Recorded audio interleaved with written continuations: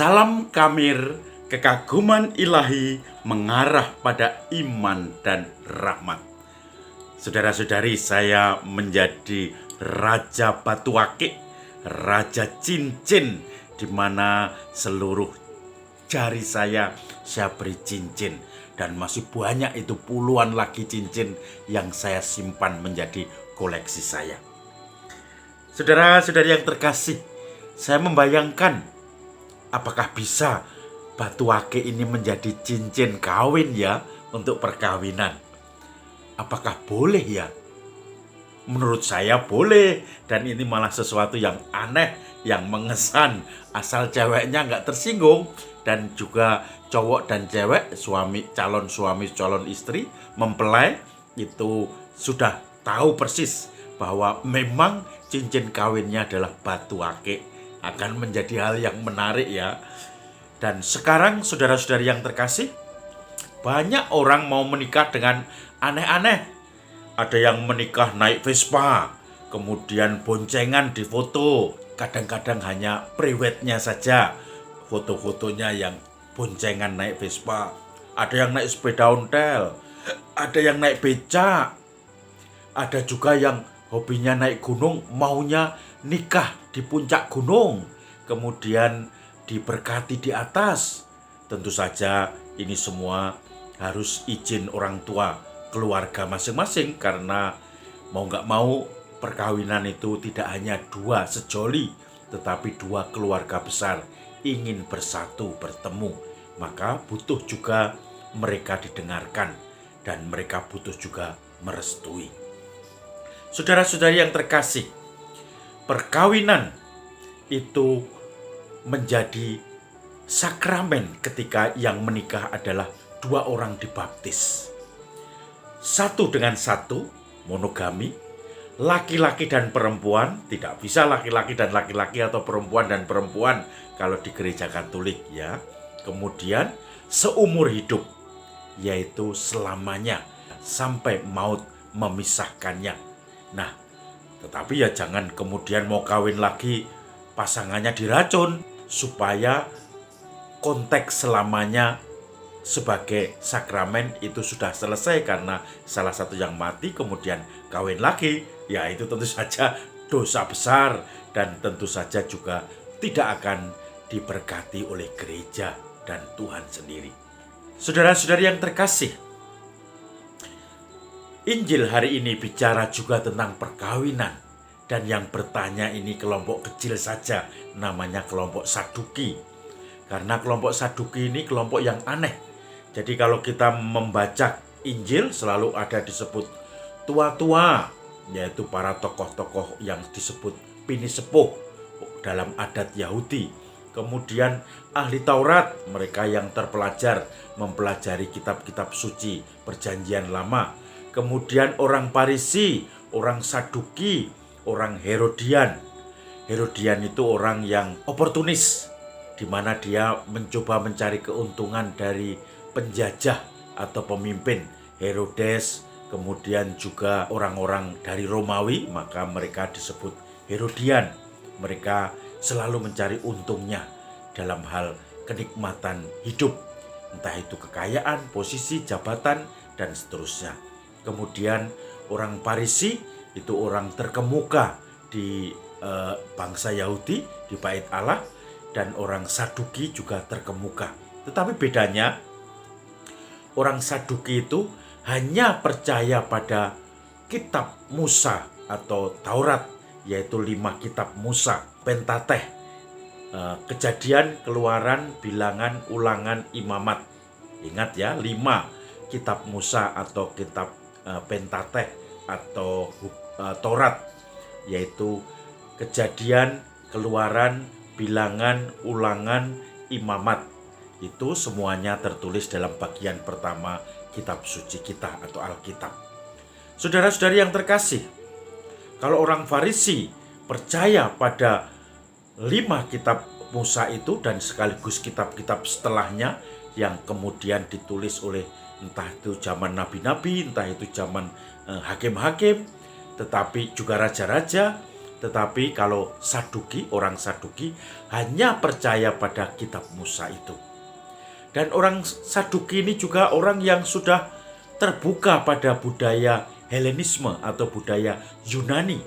Budaya juga Romawi, filsafat Yunani, Romawi sudah mulai memasuki mereka. Tetapi di sisi lain, mereka juga ingin mempertahankan ibadat-ibadat di bait Allah. Tetapi anehnya, orang Saduki itu satu, tidak percaya kepada kebangkitan, tidak percaya kepada hidup sesudah mati, tidak percaya kepada malaikat-malaikat, tapi mereka percaya pada filsafat-filsafat Helenisme, Romawi, Yunani, mereka percaya. Maka saudara-saudari yang terkasih, dalam posisi politik mereka terbuka pada penjajahan, karena terbuka dalam arti mereka melihat realitas bahwa orang Yahudi itu lemah, orang Romawi kuat. Maka mereka mencoba memberi tempat kepada budaya-budaya Romawi. Tapi di sisi lain mereka juga tidak mau lepas dari budaya Yahudi di bait Allah. Pokoknya peribadatan di bait Allah bagi mereka penting. Akibatnya apa? Ketika bait Allah runtuh, dalam arti Yerusalem dikuasai Romawi tahun 70, seiring dengan itu juga persembahan atau doa-doa di bait Allah menurun, maka kelompok Saduki, kelompok kecil ini juga akhirnya hilang. Saudara-saudari yang terkasih, yang ditanyakan oleh orang Saduki kepada Yesus, kalau ada satu wanita nikah dengan seorang pria yang punya 7 saudara, kemudian suaminya meninggal, menurut hukum Musa dia harus menikahi adiknya, kemudian meninggal lagi menikahi adiknya, meninggal lagi menikahi adiknya. Nah, nanti di dunia hidup setelah mati, mana suaminya? Karena orang Saduki kan tidak percaya pada kebangkitan badan, tidak percaya pada konsep kebangkitan dan hidup sesudah mati. Maka kemudian Yesus mengkritik mereka bahwa di dalam kehidupan sesudah mati itu tidak ada kawin dan dikawinkan. Hidup dalam kerajaan Allah tidak ada kawin dan dikawinkan. Karena orang Saduki percaya pada kitab Musa, yaitu Pentatek, Kejadian, Keluaran, Bilangan, Ulangan, Imamat, maka Yesus pun mengacu pada kitab itu ketika menjawab orang Saduki itu. Ingat panggilan Musa. Musa itu dewa besarnya orang Saduki. Ingat bagaimana semak yang menyala, semak berduri. Bagaimana Musa dipanggil.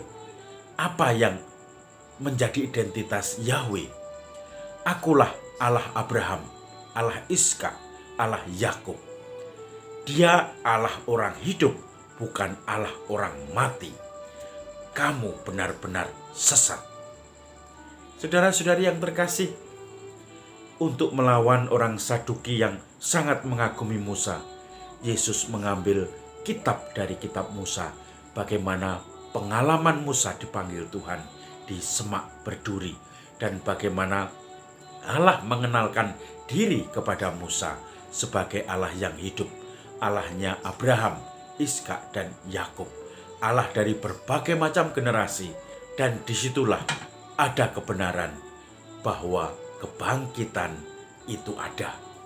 Saudara-saudari yang terkasih, perkawinan menjadi hal yang sangat agung dalam gereja. Maka gereja mengambil perkawinan sebagai sakramen. Hubungan antara suami istri itu oleh Paulus digambarkan sebagai relasi antara Yesus dengan gerejanya, kepala dengan tubuhnya. Maka tidak mungkin kepala menyakiti tubuh atau tubuh menyakiti kepala. Ketika Yesus meraja dalam satu keluarga, disitulah dia akan merasakan kerajaan Allah di dunia ini, kebangkitan di dunia ini yang sudah dicicipi karena hidupnya penuh dengan solidaritas dan bela rasa terhadap sesama.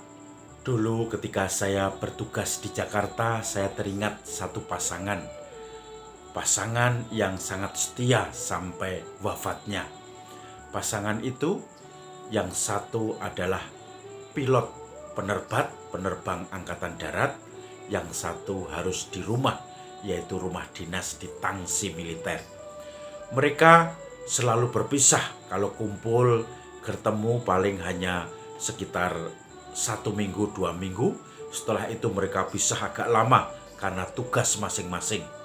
Ibu di rumah di tangsi, kemudian bapak suami sebagai pilot dari penerbang angkatan darat selalu ditugaskan kemana-mana. Bahkan nanti dikaryakan di Garuda sampai ke luar negeri si pilot angkatan darat tadi. Maka bapak itu selalu merindukan keluarganya, merindukan istrinya. Ketika istrinya mulai mengandung, bapak itu mencoba selalu berkomunikasi dengan istrinya walaupun jarak jauh.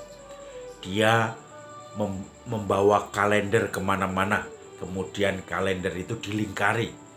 Ini berarti kehamilan minggu ketiga, ini kehamilan minggu keempat, ini kehamilan bulan ketiga, kehamilan bulan keempat, dan akhirnya tinggal kurang lebih 10 hari istri saya sudah akan melahirkan. Karena pada waktu itu belum terlalu maju dalam hal komunikasi, entah HP itu belum ada, telepon aja masih setengah mati. Bahkan ketika melahirkan pun suami ini tidak ada di rumah, sedang tugas. Tetapi dia selalu menatap dengan kalender-kalender tadi. Maka kalendernya penuh dengan lingkaran-lingkaran untuk menandai saat-saat khusus di mana dia dan istrinya dan keluarganya itu mencoba berkomunikasi. Lahir anak pertama dikolomi, kemudian ulang tahun dikolomi, mitoni dikolomi, ketika anaknya berumur 6 bulan dikolomi, dan ini menjadi sarana bagaimana keluarga itu membangun relasi jarak jauh tetapi tetap ada komunikasi batin. Maka ketika pulang pun tidak ada keanehan, saling asing, saling curiga, saling tidak percaya, dan lain-lain. Maka saudara-saudari yang terkasih, akhirnya keluarga itu bisa memberi teladan sebagai suatu pasangan yang sungguh-sungguh romantis walaupun jaraknya jauh. Akhirnya bapak itu menjadi pengurus ME di paroki saya, yaitu di paroki Robertus, Pak Saridin dan Ibu Sarah. Dan di situ dia mencoba membawa bukti bahwa relasi suami istri menjadi relasi yang sangat mengasihkan, dan itu menjadi pertanda kehadiran kerajaan Allah di dunia ini, walaupun nanti tetap ada kebangkitan orang-orang mati. Salam Kamir, kekaguman ilahi mengarah pada iman dan rahmat.